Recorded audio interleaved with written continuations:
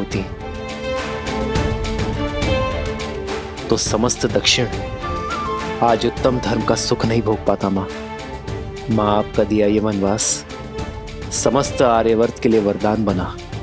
वो आप ही थी जिन्होंने महाराज दशरथ से लड़कर हम भाइयों को गुरुकुल भेजा। माँ वो आप ही थी जिन्होंने रावण का अंत और मर्यादा की स्थापना का आधार रखा। ये जो मेरे मित्र हैं, मेरे सहायक, मेरे वानर वीर जिन्होंने मेरी रक्षा की, ये केवल मेरा राज्य अभिषेक देखने नहीं आए हैं माँ, केवल यहां भोज खाने नहीं आए हैं। ये उस माता के दर्शन करने आए हैं जिन्होंने 14 वर्ष का एकाकीपन काटकर भी अपने पुत्र को समाज और धर्म की रक्षा के लिए भेजा। जिसे आप अपराध समझ रही हैं, वो मेरे वानर वीरों के लिए उद्धार बना। इतना घोर लांछन सहने पर भी आपने संसार में मर्यादा और धर्म की स्थापना में योगदान दिया है मां।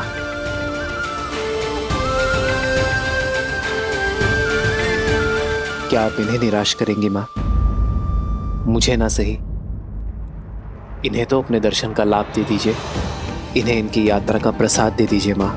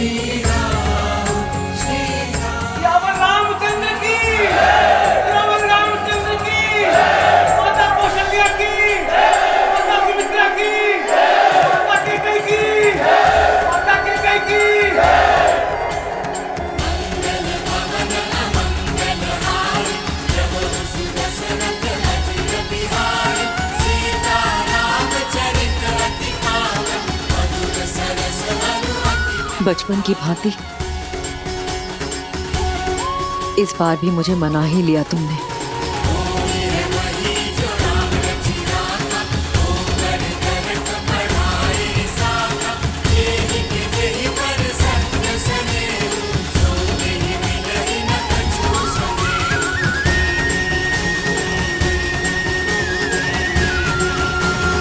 कराए दक्षिण का उद्धार, किंतु अब मेरे राम को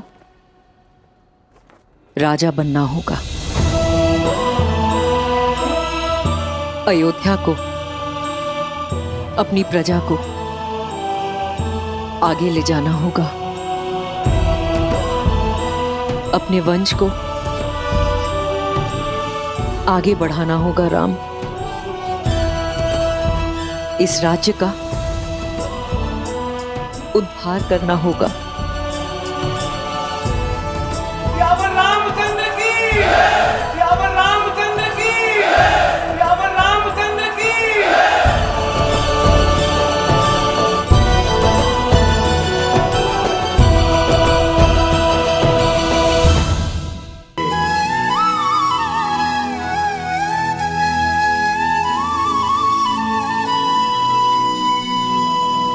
अयोध्या के प्रजाजनों, अयोध्या के कष्ट के मेघ छट चुके हैं।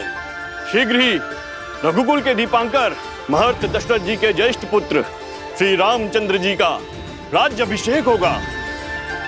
राज सिंहासन पर विराजमान होने की उत्तम तिथि एवं मुहूर्त शीघ्र घोषित होंगे और आप सब लोग उसमें आमंत्रित होंगे। श्री रामचंद्र जी के राज्याभिषेक की तैयारियों में जुट जाइए। सियावर रामचंद्र की, सियावर रामचंद्र की, रघुपति रामचंद्र की, रघुपति रामचंद्र की, माता सीता की, माता सीता की। श्री रामचंद्र कृपालु भजु मन हरण भव भय दारुणम। नव कंज लोचन कंज मुख कर कंज पद कंजारुणम। सिया राम, सिया राम, सिया राम, सिया राम, सिया राम, सिया राम।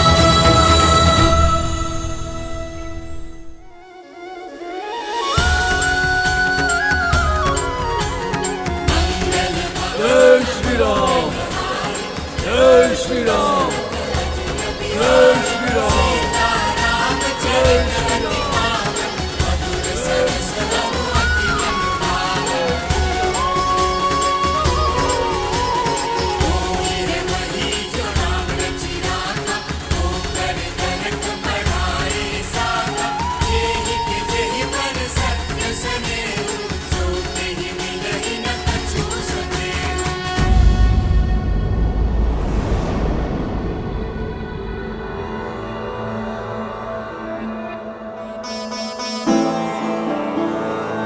राम,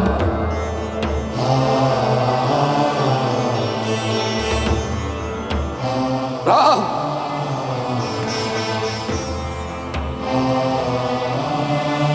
भरत आपके लिए कुछ भेंट लाया पिताश्री। मेरे पुत्र में इतनी अद्भुत प्रतिभा है, आशा करता हूं बाण भी उतने ही वेग से चलाते होंगे।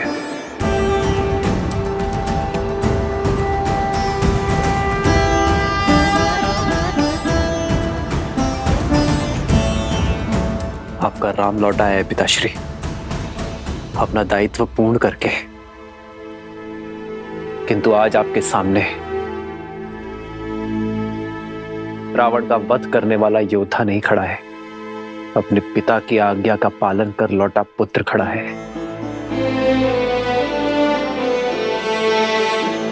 एक बार आपने कहा था कि पिता के आदेश केवल शब्द नहीं होते, वो कुल का आदर्श, स्वप्न, यश, प्रतिष्ठा और सम्मान की धुरी होते हैं। आपने सत्य कहा था पिताश्री। इस यात्रा में मैंने जाना कि एक पुत्र पिता की संपत्ति, धनराज्य सब अर्जित कर सकता है, किंतु अमूल्य भेंट, वो विश्वास, वो मूल्य है जिन्हें उसके पूर्वजों ने स्थापित किया और पिता ने प्रमाणित किया। रघुकुल रीत सदा चली आई, प्राण जाए पर वचन न चाहिए। ओ रघुकुल रीत सदा चली आई, प्राण जाए पर वचन न जाई।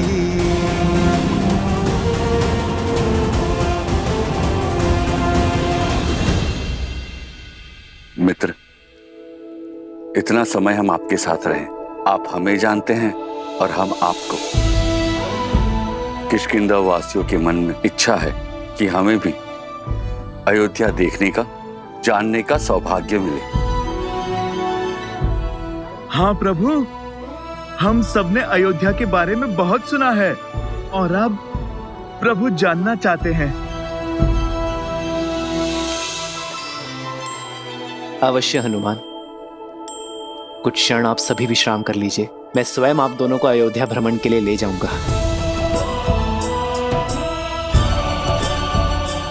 14 वर्ष बीत गए, मैंने अपने राज्य का भ्रमण, अपने अयोध्या के दर्शन नहीं किए। महर्षि मुग्दल के स्वागत के साथ अयोध्या भ्रमण भी हो जाएगा। दीदी,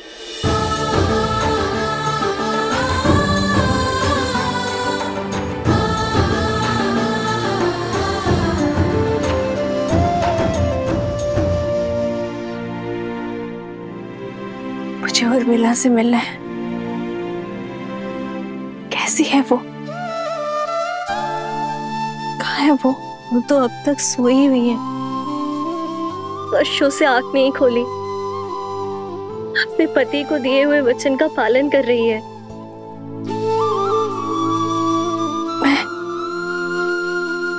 मैं देखना चाहती हूँ उसे, अभी इसी क्षण। मुझे ले चलो उसके पास। हाँ। रुक जाओ सीते।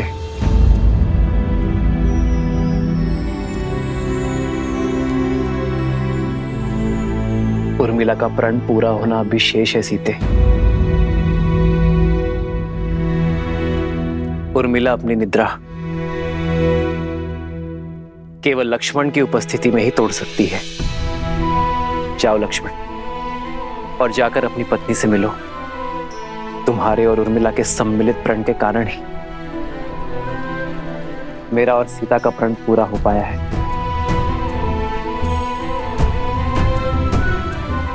उर्मिला ने महल में रहकर इस घोर निद्रा का दंश भोगा है, किंतु अब सेवा और संकट का समय समाप्त हुआ मेरे भाई। अब तुम्हारा प्रथम कर्तव्य अपनी गृहस्थी संभालना है। ये शुभता पूर्वजों के गति के कारण आई है। जाओ लक्ष्मण, और उर्मिला को निद्रा से जगाओ।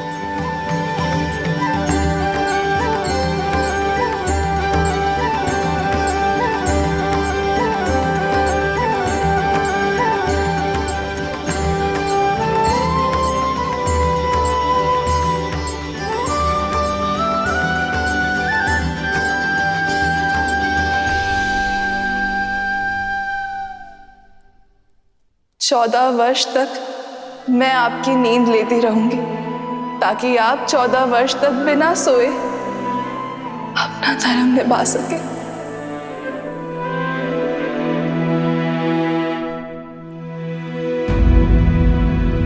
किंतु जो इतने वर्षों से नहीं जागी हैं, वो अभी जागेंगे क्या? मुझे तो बहुत घबराहट हो रही है। श्रुतकीर्ति, निद्रा 4 प्रकार के होते हैं: परिश्रम, मदिरा, मोह और दुख। परिश्रम से आई निद्रा सूर्य के प्रकाश से खुलती है। मदिरा से ऐसी निद्रा आती है जो चेतना के जागने से खुलती है। मोह की निद्रा ज्ञान प्राप्ति से खुलती है। और दुख से आई निद्रा मृत्यु का कारण बनती है।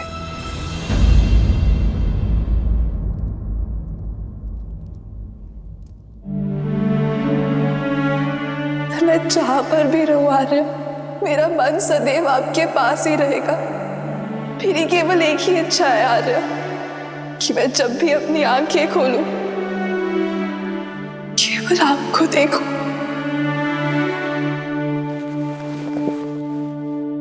उर्मिला, कैसी अभागन हूं मैं। मेरे लक्ष्मण और उर्मिला मेरे कर्मों का भुगतान कर रहे हैं। नहीं मां, उर्मिला की निद्रा कोई श्राप नहीं है। ये तो उसका तप है, प्रेम की शक्ति है। उर्मिला केवल अपनी निद्रा ही नहीं, लक्ष्मण की निद्रा भी ले रही है। ये तो निद्रा देवी का आशीर्वाद है लक्ष्मण और उर्मिला दोनों को।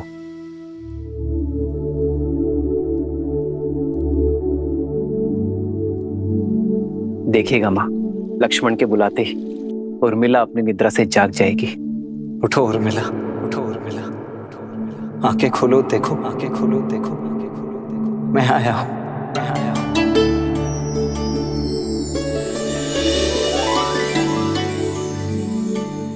आर्य, आप? हे महादेव, आपके वनवास के प्रस्थान का समय हो गया। आपके प्रस्थान हेतु सहायता करने के बजाय अपनी निद्रा पूरी कर रही थी। क्षमा कीजिए आर्य। कैसी क्षमा उर्मिला, अब किसी को कहीं नहीं जाना है। पिताश्री का वचन और राम भैया का प्रण पूरा हुआ उर्मिला, भैया का भी और तुम्हारा भी। अब एक प्रण मेरा है, जहां भी रहूंगा सदा तुम्हारे साथ रहूंगा।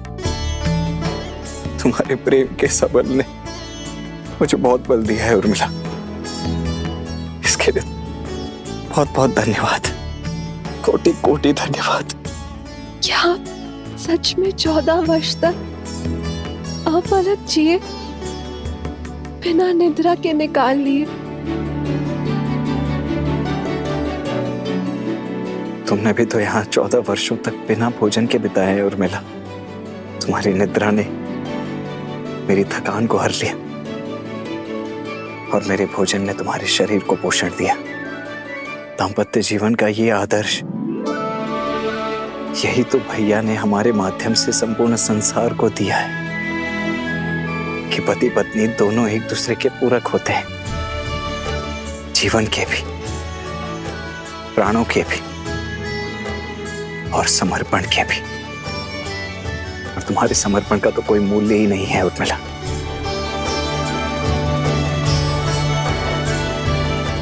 अब चलो, पूरा परिवार, समस्त अयोध्या और विशेषतः भाभी माँ तुमसे मिलने के लिए अत्यंत व्याकुल है। मैं भी आ रही हूँ। आओ। दीदी,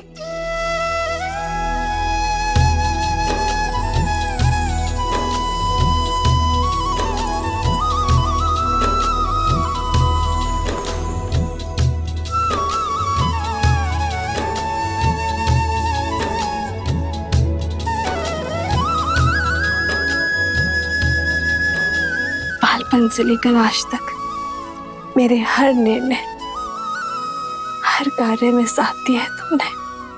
और आप मेरे और मेरे पति के लिए, इस रघुवंश के लिए लक्ष्मण भैया को हमारे साथ भेजा। एकांत का दंश भी झेल लिया तुमने।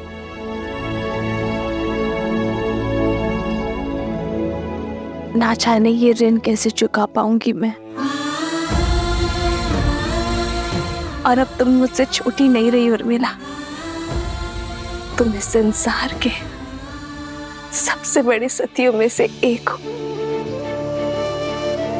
मैं वो चंद्रमा हूँ जो अपने दीदी के प्रकाश से तेज पाता है। मैं आपसे कभी बड़ी हो ही नहीं सकती दीदी। और रही बात बहनों के बीच, ऋण की बेड़ी नहीं, आलिंगन का बंधन होता है।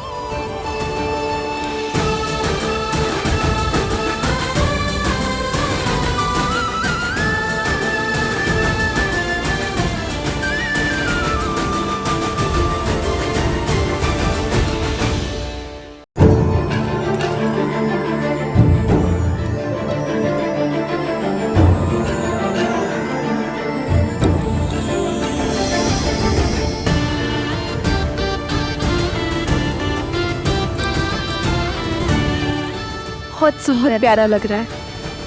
ये कैसा है दीदी? अरे तुम सब यूं ही अब तक बातें कर रही हो। ऋषि मुद्गल के स्वागत की तैयारियां करनी है, वो आते ही होंगे। जी माता, वर्षों बाद बहनों से मिली तो कुछ स्मरण नहीं आया। मैं समझ सकती, जो पीड़ा तुम सबने भोगी है वो मेरे कारण ही तो है। नहीं माता, जितना कष्ट हमने सहा उससे कहीं अधिक आपने सहा, और शारीरिक कष्ट से कहीं अधिक मानसिक कष्ट होता है माता।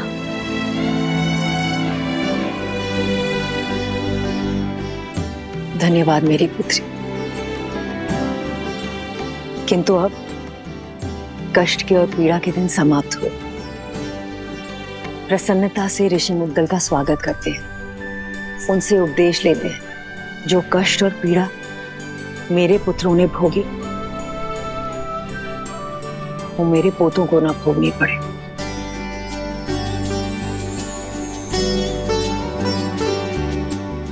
और अब तो केवल इसी समाचार की प्रतीक्षा है कि कब मुझे ये बताया जाए कि मैं माँ से दादी बनने वाली।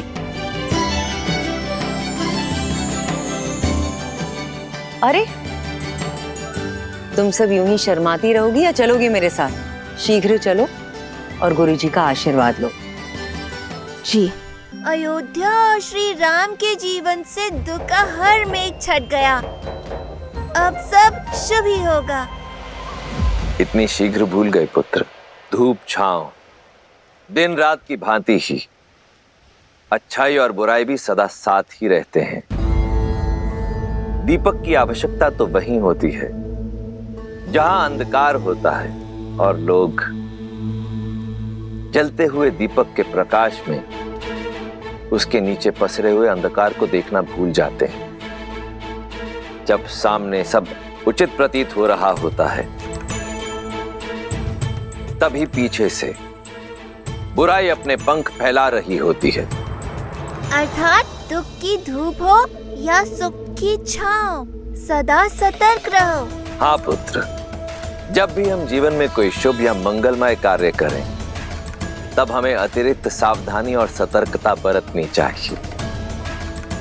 सत्य और धर्म की क्षमता पर विश्वास रखते हुए अपने तन मन को और अधिक दृढ़ करना चाहिए। प्रिय गणेश, वो देखो श्री राम उसी योजना का शंखनाद कर रहे हैं। राम राज्य की स्थापना का आरंभ कर रहे हैं। नर रूप में नारायण को प्रत्येक समस्या का सामना करना होगा, हर कठिनाई का हल खोजना होगा, राम राज्य की स्थापना करनी होगी। ऋषिवर, मैं जानता हूं आप सबके मन में क्या चल रहा है, किंतु जो होना है वो अवश्य होगा। 2 दिन बाद शुभ मुहूर्त है और ये राज्याभिषेक के लिए सबसे शुभ है।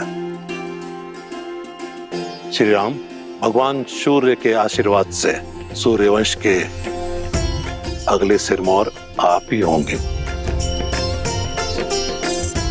आपने वन भ्रमण के समय जो ज्ञान और अंतर्दृष्टि अर्जित की है उसको अपने साम्राज्य में उपयोग करने का समय आ गया है। दया, दंड और दर्शन, इसको अपना शस्त्र बनाइए। श्री राम आपके मार्गदर्शन से जगत कल्याण की ओर अग्रसर होगा। सभी आशान्वित हैं कि आप एक आदर्श स्वराज की स्थापना करेंगे और संसार के लिए शुभता का मार्ग प्रशस्त करेंगे।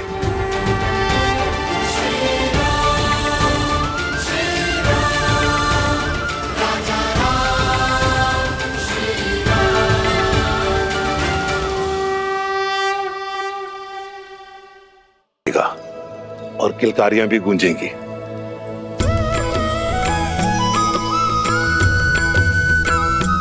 महर्षिवर, हम सभी बहनें छठी माता की पूजा अवश्य करेंगे। ऋषिवर, इस मन में मैं संदेह लेके आई थी, उस मन में आस भरने के लिए बहुत बहुत धन्यवाद।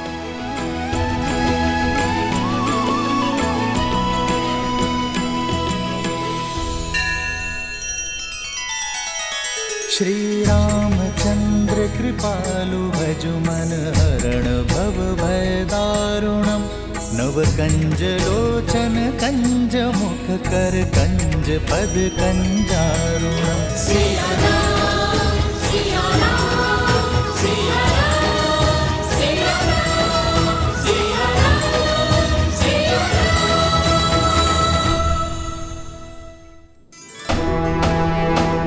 सुनो सुनो सुनो, 2 दिन के बाद हमारे श्री राम का राज्याभिषेक शुभ घड़ी में होने वाला है। सारी प्रजा को निमंत्रण है कि इस पावन अवसर पर उपस्थित रहे। सुनो सुनो सुनो। पूरा नगर पल के बिछाए आपका इंतजार कर रहा है। सभी के मुख पर आपका ही नाम, आप ही के द्वारा स्थापित होने वाले सुराज्य की बात है। और महर्षि मुग्दल ने भी तो यही कहा कि इस समस्त राष्ट्र में सुराज्य आप ही स्थापित करेंगे। किंतु ये सुराज्य है क्या? माना कि वानर हूं, लेकिन किष्किंधा का राजा भी तो हूं। कल उठ के ये सारा भार अंगद को ही तो संभालना है मेरे बाद। जानना चाहता कि सुराज्य है क्या? अर्थ बताइए प्रभु। हाँ प्रभु, अर्थ बताइए।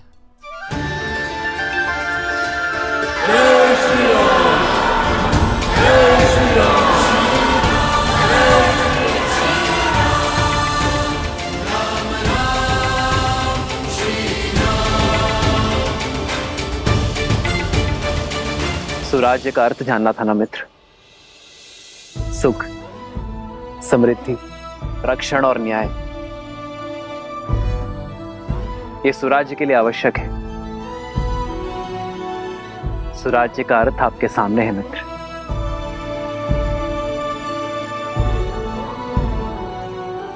प्रजा के मुख पर जब खुशी हो, क्या वही स्वराज्य कहलाता है? जब राजा को देख प्रजा के मुख पर प्रसन्नता हो, वो सामान्य राज्य है। प्रजा के चेहरे पर जो स्मित है,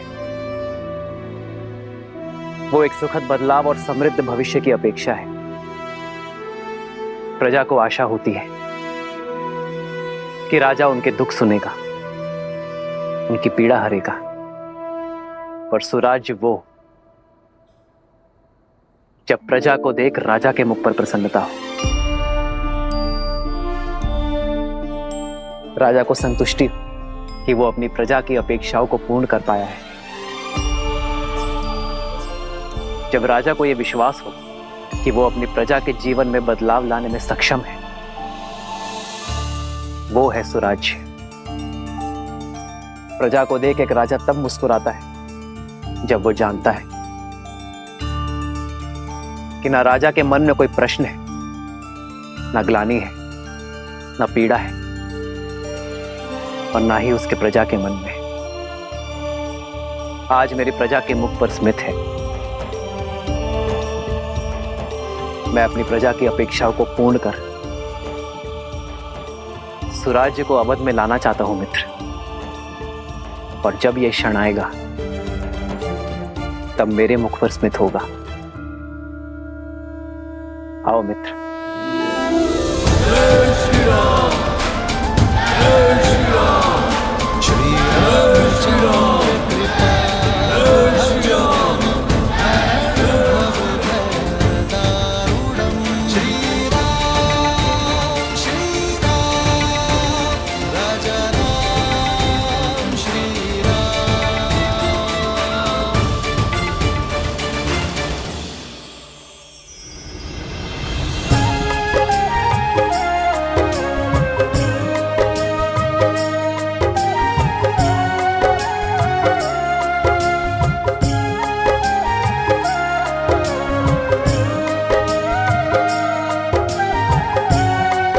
सीता दीदी, हमारे पग को कष्ट ना हो, इसलिए ये सारा प्रयास हनुमान जी हमारे लिए कर रहे हैं।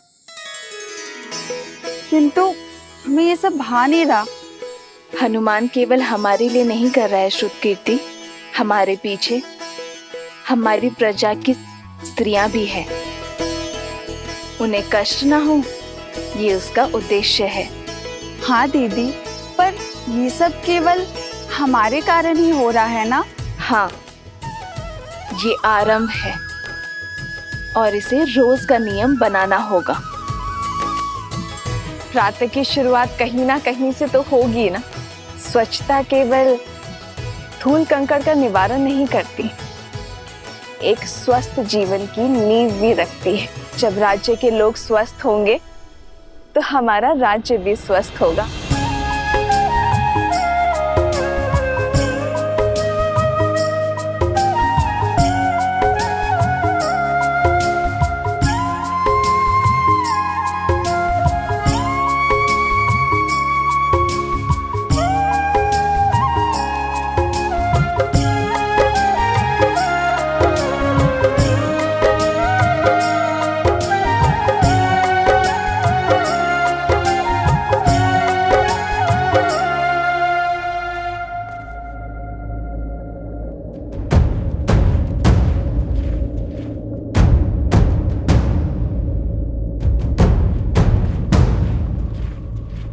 जिस दिन का स्वप्न मैं वर्षों से देख रहा था, वो दिन भव्य और गरिमापूर्ण होगा। इसमें कोई बाधा नहीं आएगी। मित्र, आपके राज्य अभिषेक की पावन घड़ी, उसमें ये सेना का नियोजन, क्या आपकी प्रजा के मन में भय का निर्माण नहीं होगा कि होने वाले राजा अपने राज्य अभिषेक से पहले सुरक्षा का प्रबंध कर रहे हैं कि कुछ अघटित ना हो? प्रजा और राज्य का रक्षण एक राजा का प्रथम कर्तव्य होता है मित्र। राज्य की सुरक्षा केवल आक्रमण के बाद ही नहीं, उसके पूर्व से करनी होती है। राज्य की सेना एक अन्यायी शासक के राज्य में प्रजा के मन में भय उत्पन्न करती है, तो वही राज्य की सेना एक न्यायपूर्वक शासक के राज्य में प्रजा को धैर्य, आत्मविश्वास और सुख की निद्रा देती है। सुराज्य के लिए राज्य और प्रजा की रक्षा हेतु सतर्क रहना अति आवश्यक है मित्र। जब प्रजा के मन में रक्षण का भय ना हो, तो प्रत्येक व्यक्ति अपने कार्य का निर्वहन अधिक कार्यक्षमता के साथ करेगा। इससे राज्य सुख और समृद्धि के मार्ग पर चलेगा मित्र।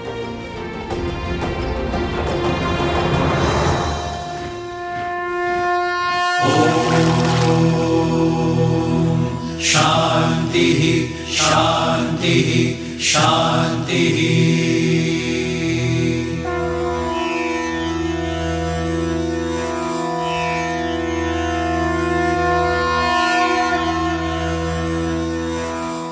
हे सूर्यदेव, रघुवंश की कुल वधु की आराधना और आभार स्वीकार करें।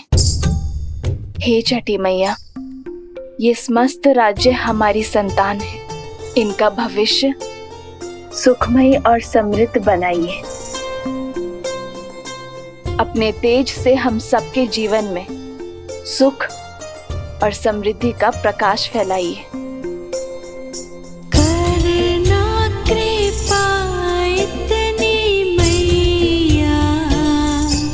बढ़े यश रघुवीर का, बढ़े यश रघुवीर का।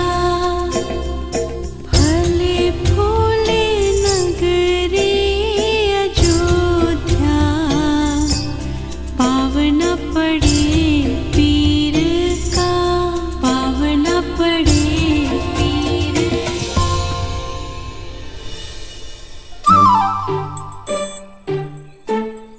कौन है ये उद्दंडी? कहां छुपे हो? बाहर निकलो।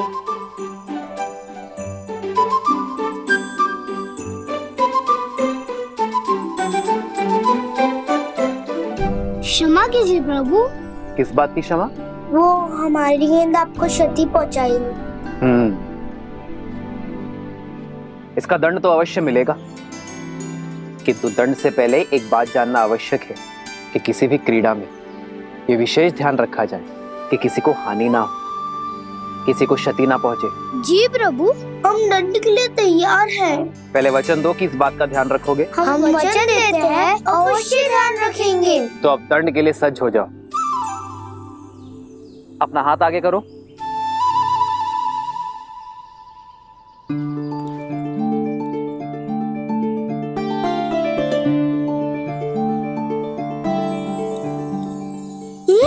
हमारे लिए? हाँ, तुम्हारी प्रामाणिकता के लिए तुम दोनों छुपकर भाग भी सकते थे, परंतु तुम बुलाने पर आए, अपनी भूल स्वीकार कर दंड का सामना ही किया। यही प्रामाणिकता जीवन भर बनाए रखना। चलो अब एक और खेल खेलते हैं। ये देखते हैं कि तुम सब में सबसे वेग से कौन दौड़ता है। भागो।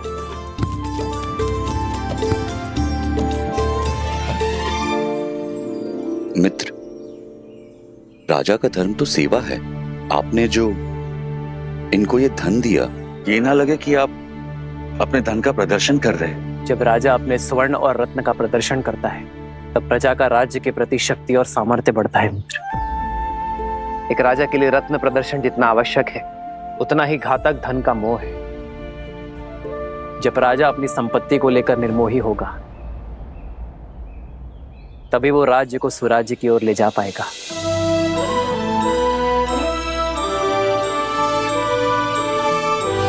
राजा की संपत्ति पर प्रजा का गर्व और राजा के लिए भार हो, यही स्वराज्य का सार है।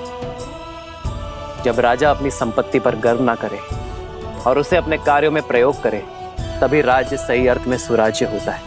अति सुंदर। आपके विचारों ने हमारे विवेक को झंझोड़ दिया है। आपके ही मार्गदर्शन से अब से किष्किंधा में भी सुराज्य होगा, राम राज्य का परचम लहराएगा। जय श्री राम।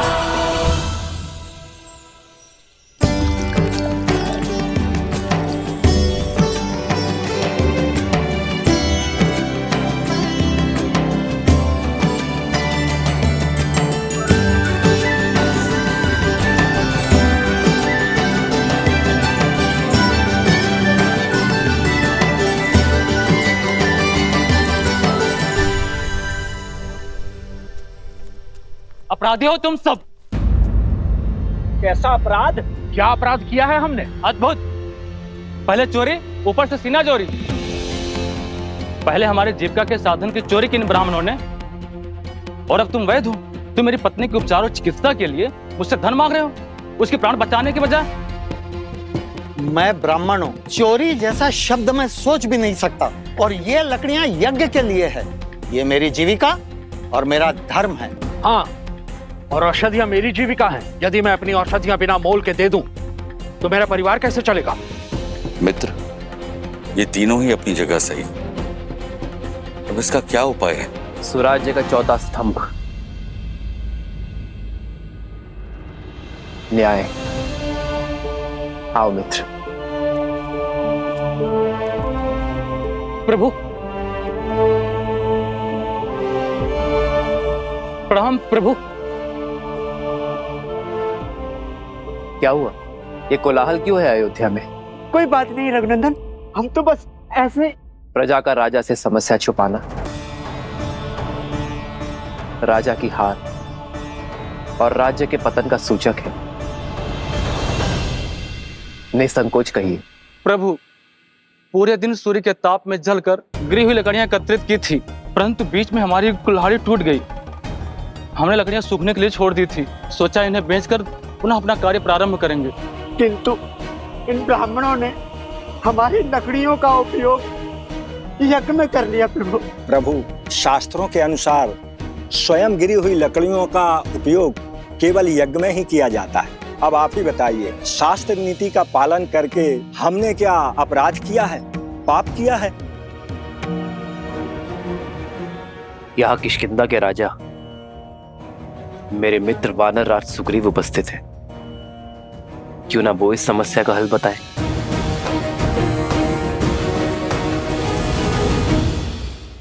वही सत्य।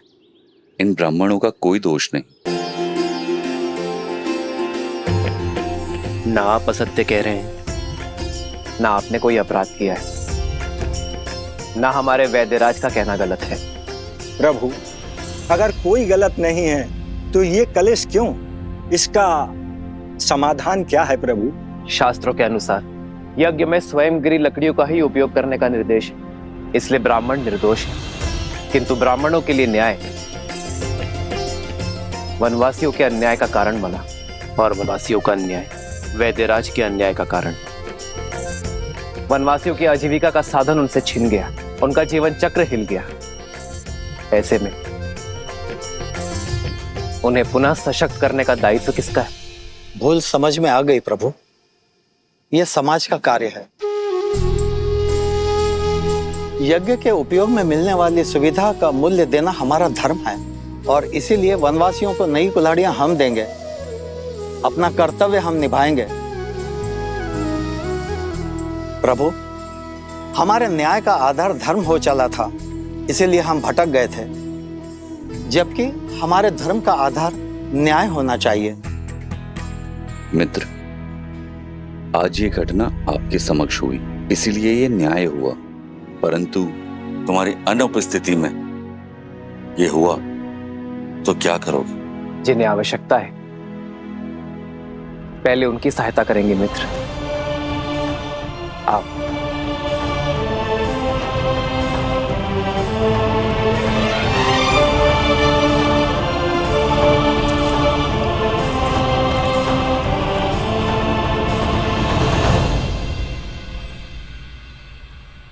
प्रभु। प्रणाम वैद्य जी, क्या मैं आपकी कुछ सहायता कर सकता हूँ? श्री राम श्री राम श्री राम श्री राम श्री रामचंद्र कृपालु भजु मन हरण भव भय दारुणम नव कंज लोचन कंज मुख कर पंच पद कंजारुणम।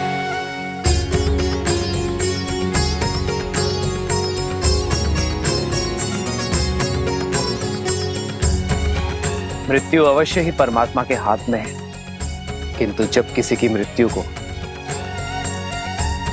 अंतिम क्षण तक टालने के लिए पूरा परिवार अपितु पूरा समाज जुट जाए, तब बनता है सच्चा और आदर्श राज्य। जब किसी के दुख के क्षण में ना कोई ऊंच नीच ना कोई जात पात का विचार आए, वो कहलाता है स्वराज्य। जब राजा अपनी प्रजा के लिए उससे अधिक कर जाए, जिसमें वो सक्षम है, तब बनता है स्वराज्य।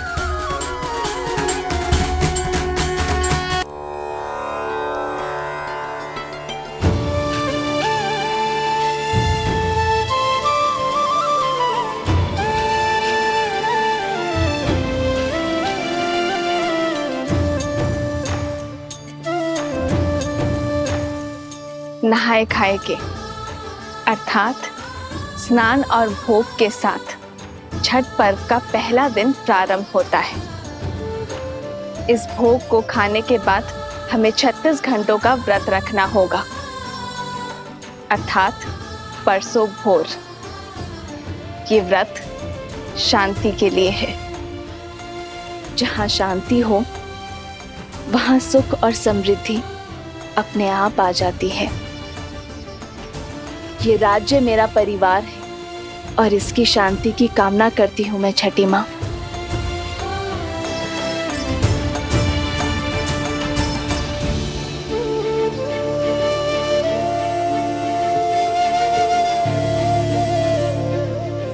वहां प्रभु श्री राम और यहाँ माता सीता संसार को जीवन जीने का पाठ सिखा रहे हैं।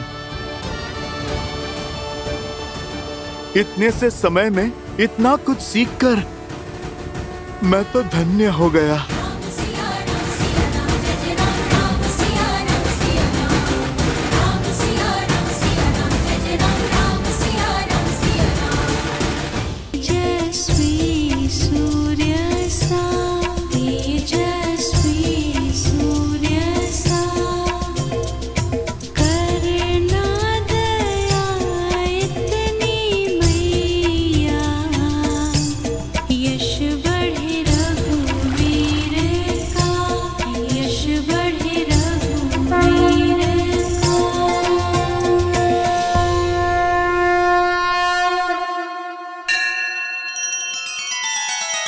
श्री रामचंद्र कृपालु भजु मन हरण भव भय दारुणम नव कंज लोचन कंज मुख कर कंज पद कंजारुणम। सिया राम सिया राम सिया राम सिया राम सिया राम सिया राम। आओ राम, तुम्हारे लिए कलेवा परोस दिया है, तुम्हारा प्रिय दही भात और राजभोग सब है, ग्रहण करो।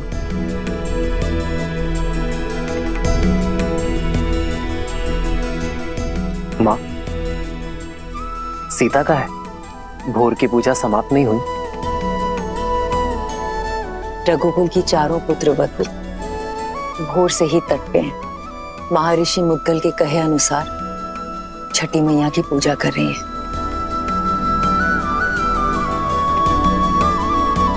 कल तुम्हारा राज्याभिषेक है राम। कल के पश्चात बहुत से कर्तव्य, बहुत से दायित्व निभाने हैं तुम्हें।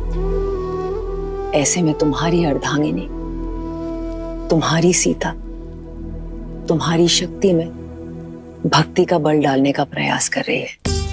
तुम्हारी लंबी आयु और अयोध्या के सम्मान के लिए प्रार्थना कर रही है। रघुकुल के दीप की सुरक्षा की प्रार्थना कर रही है। तब तो समय लगेगा माँ। कुछ खाया उन चारों ने? कहाँ? 12 प्रहर का उपवास है उनका, जो तुम्हारे राज्याभिषेक से पहले ही समाप्त होगा। परिवार में पुरुष चाहे सफलता के जिस भी शिखर पर पहुंच जाए, उसका आधार, उसकी धरा एक स्त्री ही होती है। और मां, घर की उन्नति में पति पत्नी दोनों ही भागी होते हैं ना, तो व्रत केवल स्त्री ही क्यों रखे? मैं भी सीता के लिए व्रत रखूंगा। राम सिया राम सिया राम सिया राम, राम सिया राम सिया राम। और मेरा ये व्रत सीता के प्रति मेरे प्रेम और सम्मान का प्रतीक होगा।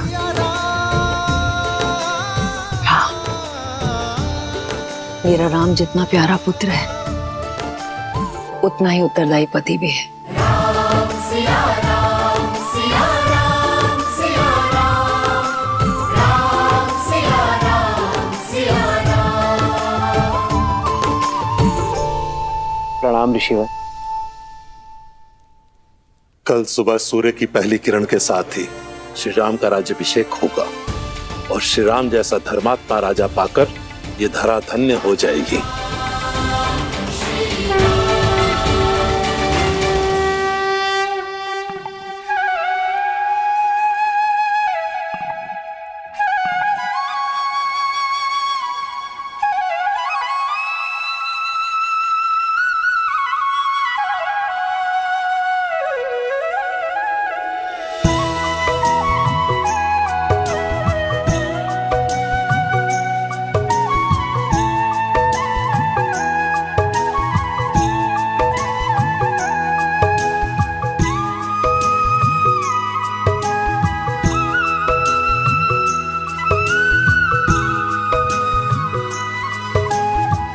हमारे कारण इन्हें भी प्रातः उठकर आना पड़ा। बेचारे, लगता है अभी भी मीठी निद्रा के स्वप्न देख रहे हैं।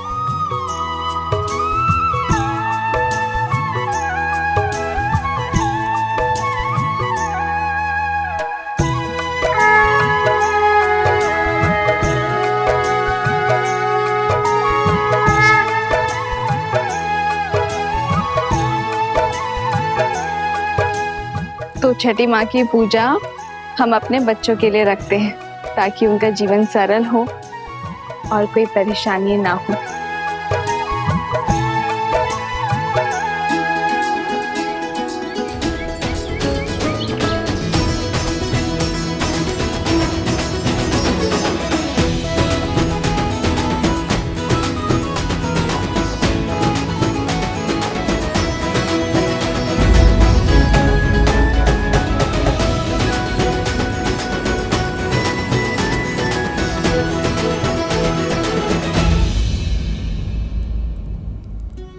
पिछले 14 वर्ष से हमें जिस दिन का इंतजार था, तुम उसका भाग नहीं बनना चाहती हो।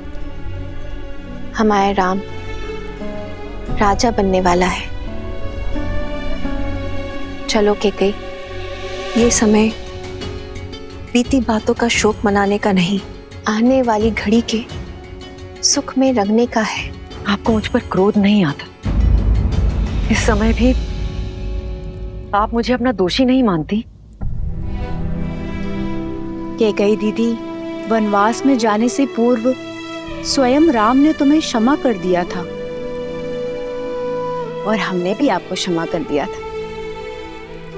मुझे राम के प्रति तुम्हारे प्रेम में ना पहले कोई संदेह था, ना है। मुझे ज्ञात होता कि समस्त भूमि के राजाओं से मेरा राम राजधर्म सीखेगा, ज्ञान प्राप्त करेगा, तो वनवास का ये वचन पहले मैं मांग लेती। दीवे, आपके भीतर ममता ही नहीं, बुद्धि माता का सागर बहता है। धन्यवाद दीदी। तो दीदी, तनिक आप भी इस ज्ञान की गंगा में गोता लगा लीजिए। भूल का भार छोड़िए और पुत्र के राज अभिषेक में चलिए। सियावर रामचंद्र की, सियावर रामचंद्र की, सियावर रामचंद्र की, सियावर रामचंद्र की।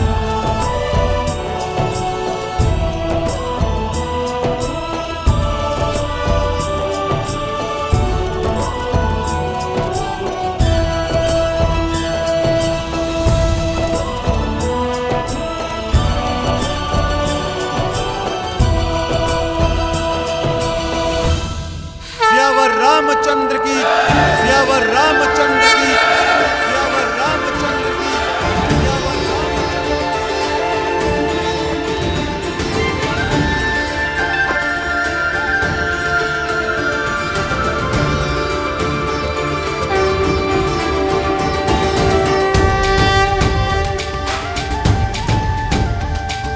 श्री रामचंद्र कृपालु भजु मन हरण भव भय दारुणम। श्री रामचंद्र कृपालु भजु मन हरण भव भय दारुणम। नव कंज लोचन कंज मुख कर कंज पद कंजारुणम। और हम राजगुरु वशिष्ठ के आने तक अयोध्या को तनिक और प्रतीक्षा करनी होगी। तब तक आप माताओं का आशीर्वाद ले लीजिए। आइए। अमित छवि नव नीला नीरज सुंदरम। पटपीत मानहु तड़ित रुचि सुचि नौमि जनक सुतावरम। श्री राम श्री राम, राम राम श्री राम, श्री राम श्री राम, राजा राम श्री राम।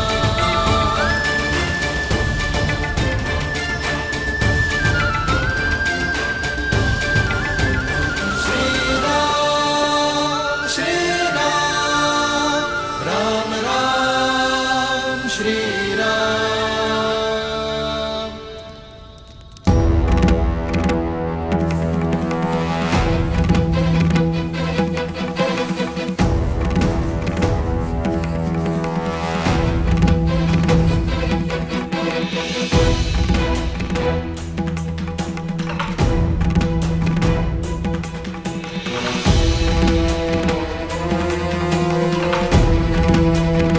महर्षि पराशर, नक्षत्रों से उलझने के लिए अभी बहुत समय है। राज्याभिषेक में आपकी प्रतीक्षा हो रही है ऋषिवर।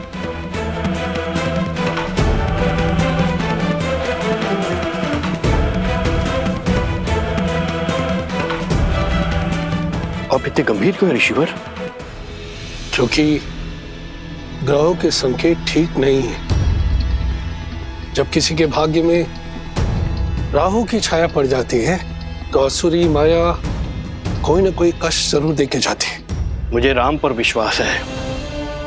यदि भाग्य में संघर्षों का भंवर है तो वो भी स्वीकार है। और मुझे विश्वास है कि अयोध्या के नए राजा इस भंवर से भी अवश्य पार होंगे। एक राजा के जीवन का संघर्ष उसकी संपूर्ण प्रजा को भोगना पड़ता है। इस राज्य अभिषेक के समय की कुंडली में ये स्पष्ट है कि एक महाअसुरी शक्ति अयोध्या में प्रवेश करने वाली है।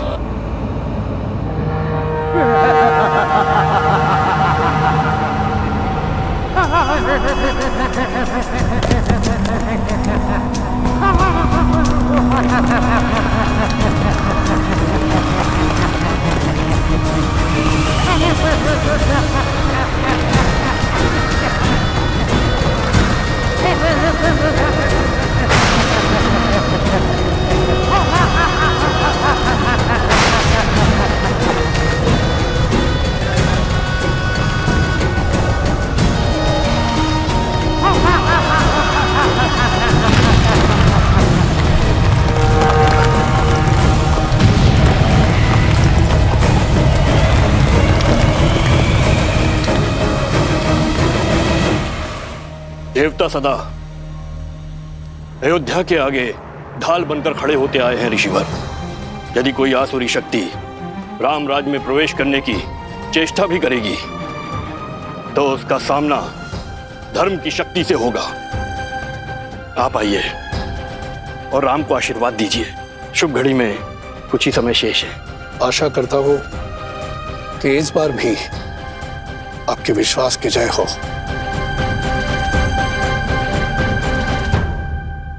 आइए चलिए।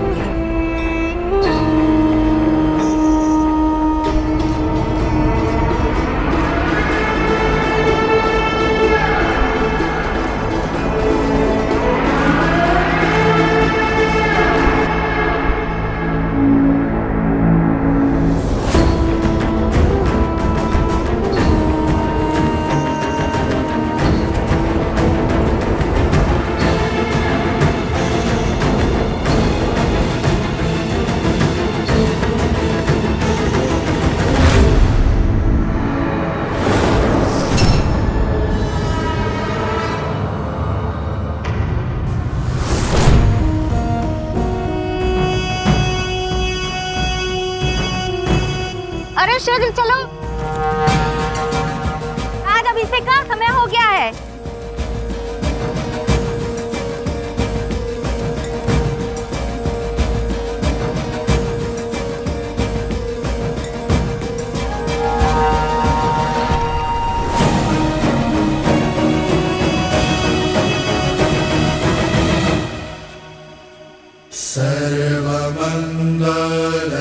सर्वमंगलमांगल्ये शिवे सर्वार्थसाधिके शरण्ये त्र्यंबके गौरी नारायणी नमोस्तुते। माता, जीवन के पग पग पर आपने महादेव का साथ दिया है। आशीर्वाद दे कि वैसे ही मैं भी सदा अपने श्री राम का साथ दे सकूं। सुख दुख की हर घड़ी में मैं राजा राम की पत्नी के रूप में सभी दायित्व निभा सकूं। नमस्तस्यै नमो नमः।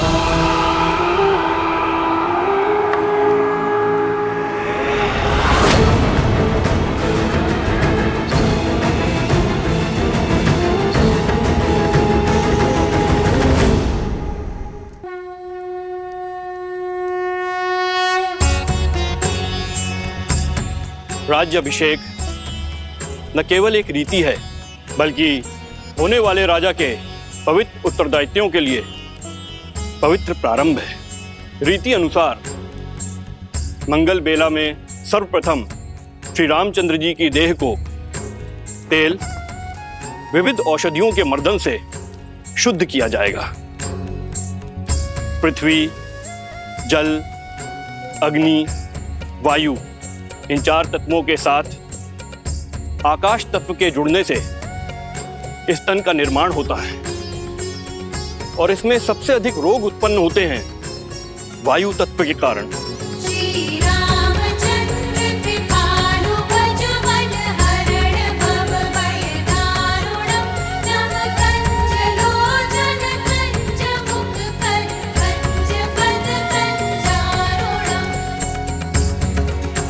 वायु न केवल चलने या कार्य करने की शक्ति है बल्कि मन में उत्पन्न होने वाले विचारों की अभिव्यक्ति भी है।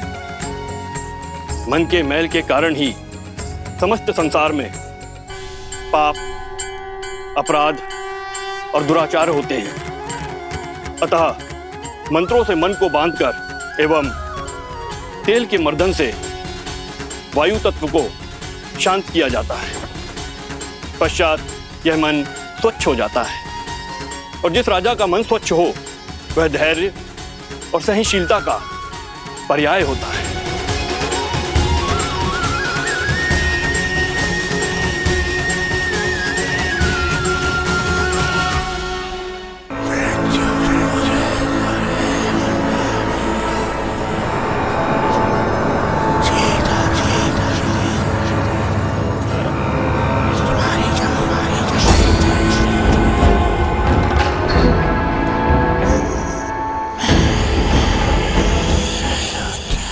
ना जाने कौन बड़बड़ाया जा रहा है, कानों में विचित्र स्वर आ रहा है, ना ही कुछ समझ में आ रहा है और ना ही कोई दिखाई दे रहा है। जाने कौन है जो पूजा भी नहीं करने दे रहा है।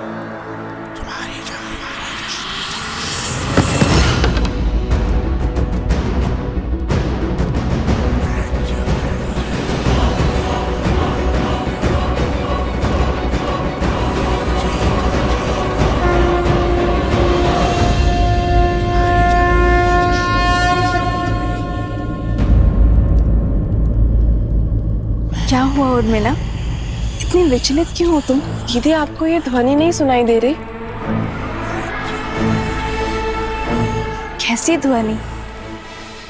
मुझे तो कुछ सुनाई नहीं दे रहा है।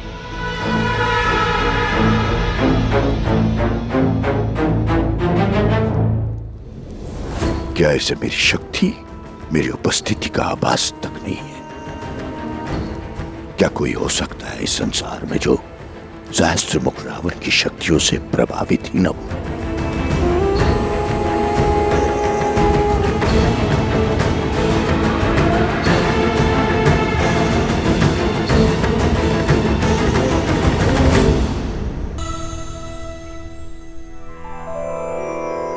श्री गुरु चरण सरोज रज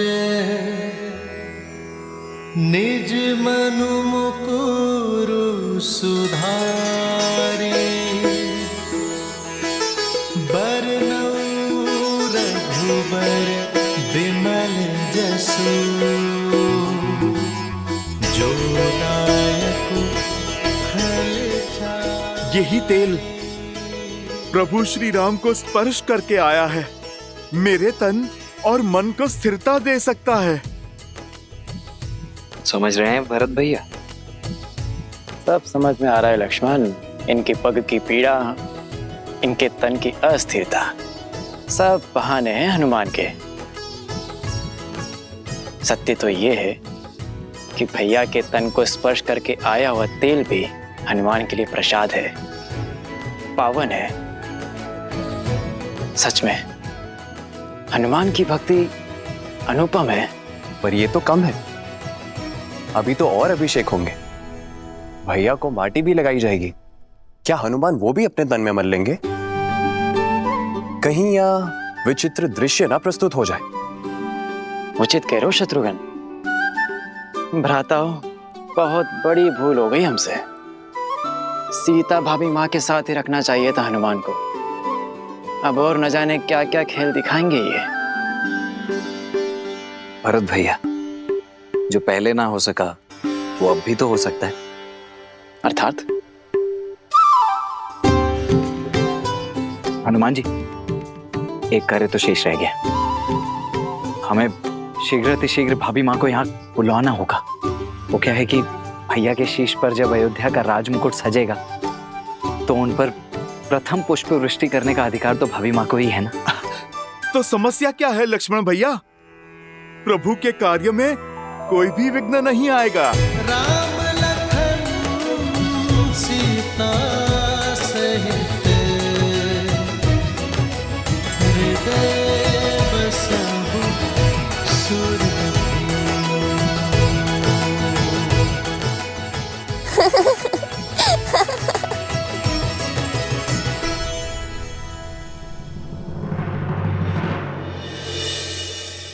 क्या हुआ देवी? इस शुभ अवसर पर महर्षि पराशर के गंभीर मुखमुद्रा का कारण सोच रही हूँ। कदाचित उन्होंने नक्षत्रों और नियति की चाल को पढ़ दिया है। स्त्री के सम्मान का प्रश्न है महादेव। मुझे सीता को दिव्य सिंदूर रूपी अस्त्र जाकर देना ही होगा। माता, दिव्यता का सिंदूर से क्या संबंध? सिंदूर न केवल माथे पे लगा लाल रंग है और न ही किसी स्त्री के विवाहिता होने का प्रतीक। स्त्री अपने मांग में सिंदूर के साथ विवाहित जीवन के सुख, समृद्धि और स्वास्थ्य के रंगों को भी भरती है। सिंदूर एक ऐसी ढाल है जो सभी प्रकार की नकारात्मक ऊर्जाओं से पति और पत्नी के संबंधों की रक्षा करता है, भीतर और बाहर के सभी द्वंद्वों का अंत करता है। जिस प्रकार श्री राम को युद्ध के समय भिन्न भिन्न प्रकार के शस्त्रों और अस्त्रों से सुसज्जित किया गया था, अब समय आ गया है देवी सीता को भी वैसे ही सज्ज करने का, क्योंकि शीघ्र ही एक और असुरी शक्ति चुनौती देने वाली है। और इस बार युद्ध केवल श्री राम को ही नहीं, देवी सीता को भी लड़ना होगा। आप जाइए देवी, समय अत्यंत कम है।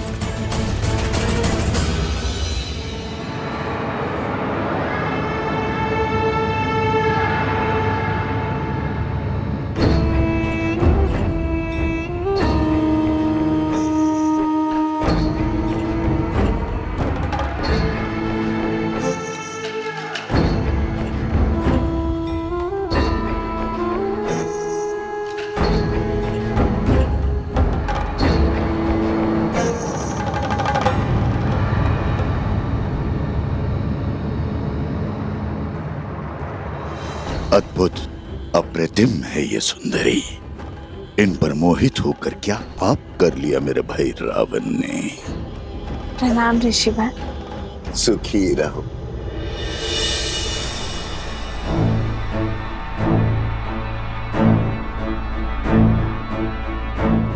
तुम्हारी सखिया कुछ विचलित लग रही है। हाँ ऋषिवर, इन्हें कुछ विचित्र स्वर सुनाई दे रहा है, किंतु मुझे कोई अनुभव नहीं हो रहा। अद्भुत। ब्रह्मांड में निरंतर अनेक ध्वनियां गूंजती रहती हैं। शब्दों और विचारों की तरंगे उठती रहती है। दुर्भाग्य होता है उन लोगों का जो उसे सुन नहीं पाते। कोई बात नहीं,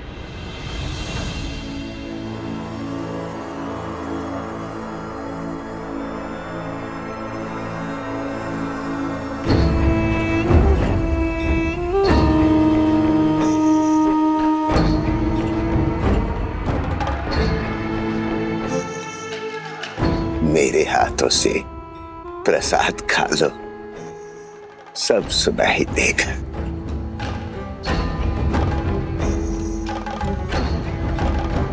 लो।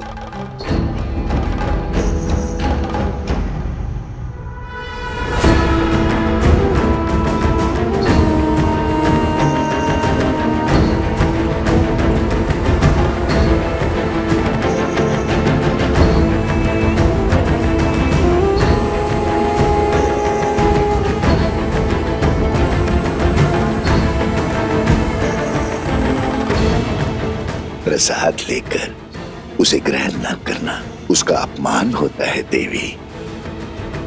ग्रहण करो।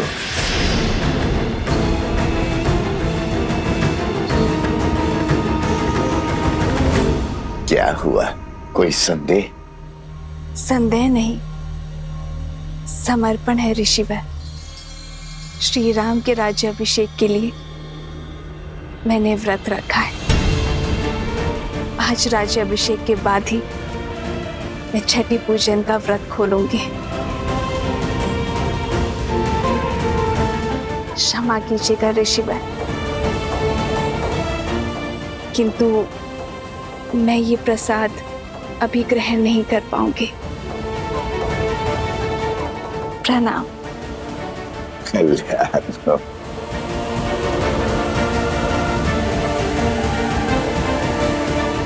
कल्याण हो।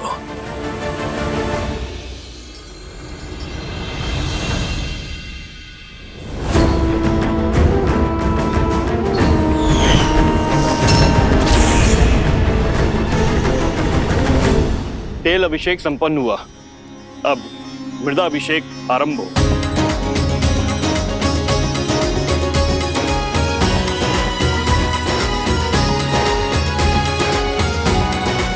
पर्वत पर देवताओं का वास होता है, इसीलिए पर्वत शिखर की माटी को राजा के मस्तिष्क पर लगाने से राजा की बुद्धि भी देवताओं की भांति तीव्र और दयालु होती है।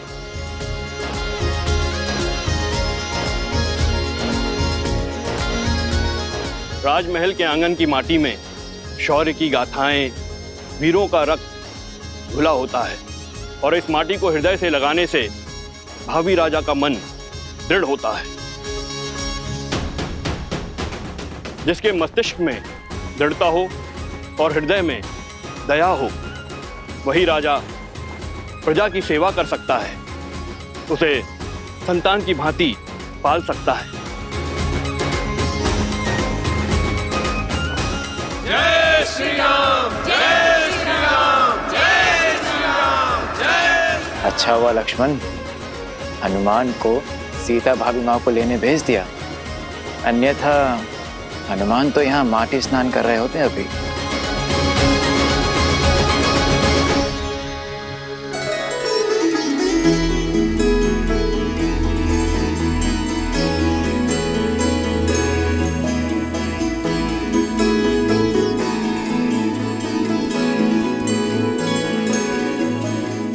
कहाँ है मैया? उन्हें तो शीघ्र प्रभु के पास लेकर जाना है।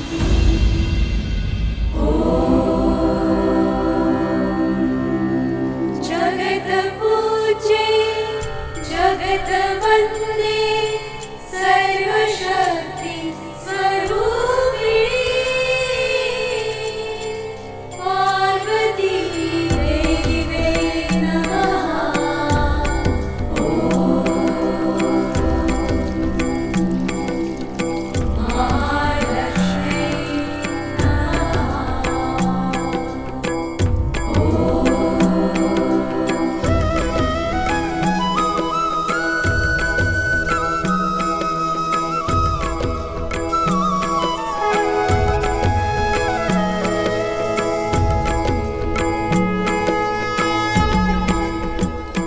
सुनिए,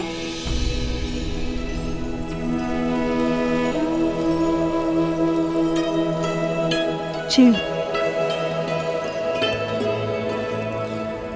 ये आपके लिए है देवी।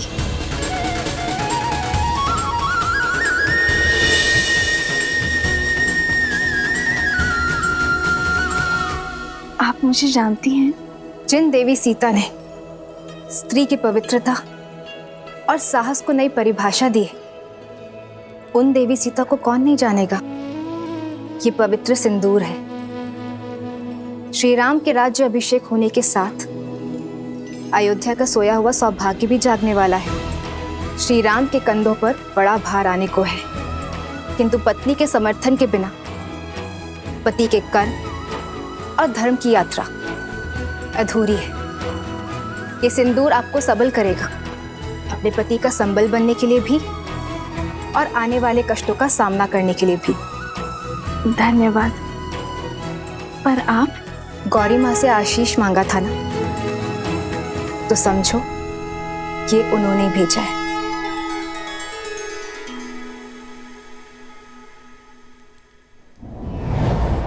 सर्वमंगल मांगल्ये शिवे सर्वार्थ साधिके शरण्ये त्र्यंबके गौरी नारायणी नमोस्तुते, नारायणी नमोस्तुते।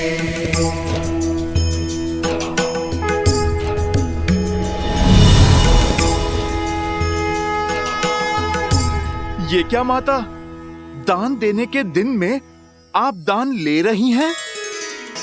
ये दान नहीं, प्रसाद है हनुमान। अच्छा माता, पर प्रसाद तो खाया जाता है ना। आपने मस्तक पर क्यों लगाया? क्योंकि इसका यही कार्य है। जब पत्नी अपने पति का नाम लेकर आगे चक्र पर कुमकुम से तिलक लगाती है तो उसका मन उसके साथी के साथ जुड़ जाता है। वैसे ही जब मांग में पूरी आस्था और विश्वास के साथ ये सिंदूर लगाया जाता है तो एक स्त्री का जीवन उसके पति के साथ बन जाता है। माता, ये तो बड़ा कठिन विवरण है।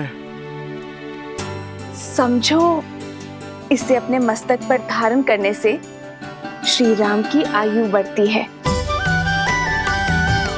मन में उनके लिए प्रेम बढ़ता है और समाज में उनकी प्रतिष्ठा। क्योंकि मेरे मन में केवल श्री राम है।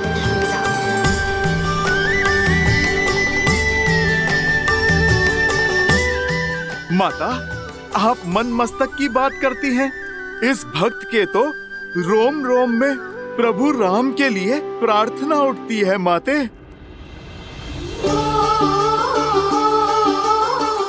किंतु यदि मैंने अपने पूरे शरीर पर ये सिंदूर का लेप लगाया तो ये समाज मेरे पति का उपहास उड़ाएगा, मेरे प्रेम पर हंसेगा।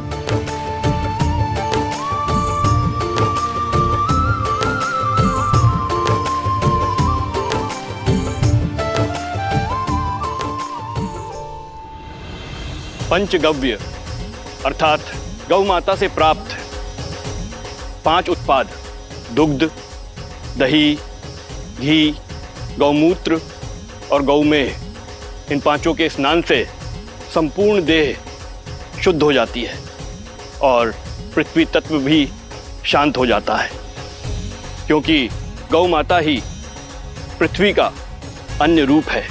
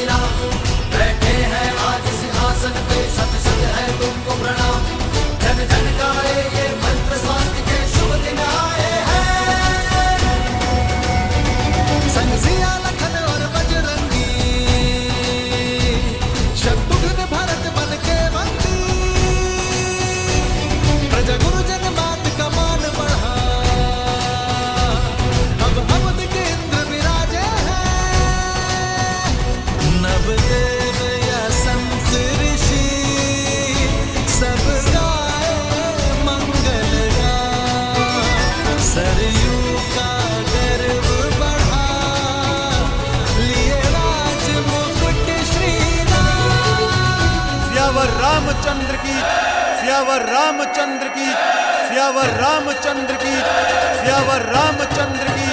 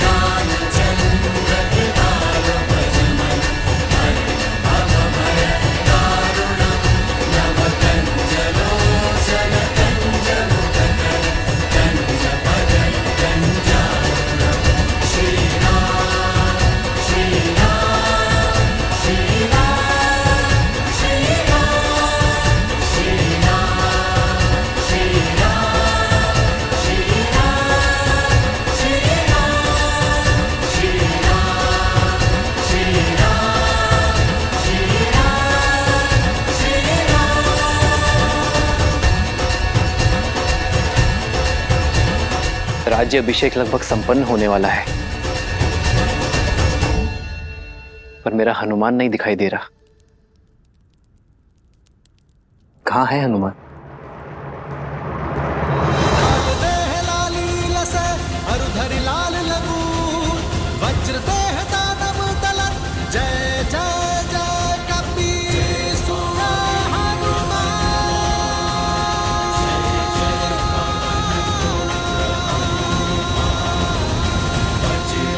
बली हनुमान, जय जय महाबली हनुमान।